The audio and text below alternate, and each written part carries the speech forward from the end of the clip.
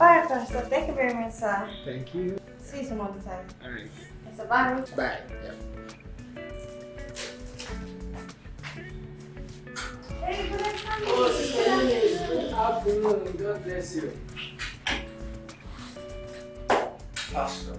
Brother Samuel. Good afternoon. Good afternoon. How are you doing? I'm fine. You're not fine? Not fine. Okay. Let me know. What's the Last night, I was pressed. I was pressed. Funny enough, I'm just coming out from 40 days fasting.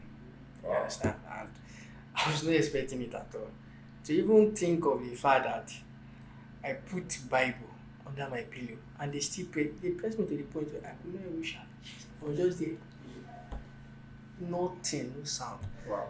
I don't understand. Brother Samuel, there's something you need to understand as a Christian. There's something you need to understand, which is the will of God for man. Alright?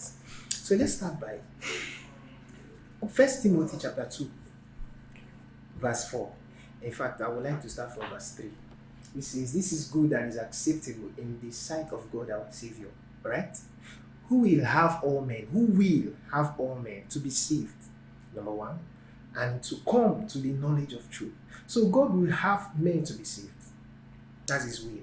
Then the other thing there is that the saved man will now have to come to the knowledge of truth. That word knowledge is the word accurate and precise knowledge. You know, as a saved man, you need to walk in authority. You need to know who you are in Christ. You need to know your new birth realities. What does it mean to be saved? What does it mean to be born again? What does it mean to be a Christian? You know, I would like you to read a verse for me. Are you with your Bible? Yes. Ephesians chapter 1. Let me show you something. Yes. Let's start from verse 18. The prayer of Paul to the church. Ephesians 1:18, yes. Okay, it says, "The eyes of your understanding being enlightened, that ye may know what is the hope of his calling, and what the riches of the glory of his inheritance in the saints." Yes. Verse 20, "Which he wrought in Christ when he raised him from the dead, and set him at his own right hand in the heavenly places."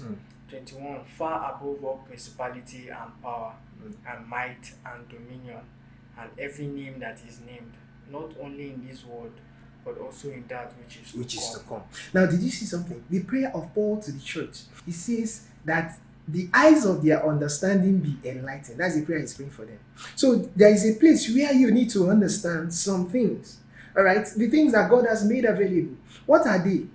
The power that raised Christ from the dead is also for you that believe. Did you see that when you read it? Now, that power is also the power that placed Christ above all principality and power. And you and Christ, you are seated. That same chapter, in chapter 2, verse 6, you have been raised up together with Christ. So where Christ is where you are. You are in authority because Christ is in a place of authority and he lives on your inside.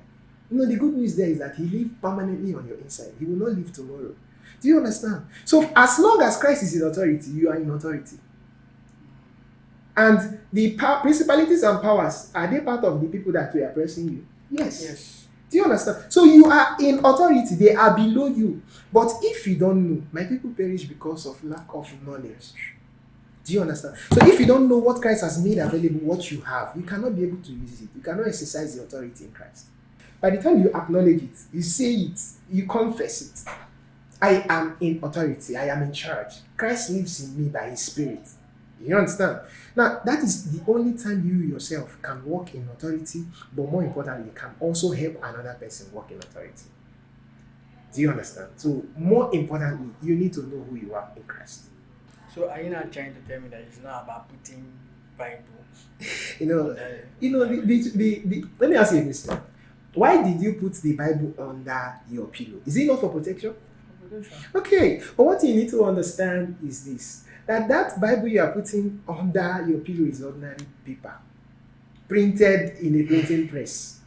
God has not given you the spirit of fear. It is fear that made you put the Bible under there. Alright? So know who you are in Christ. Yes. Awesome.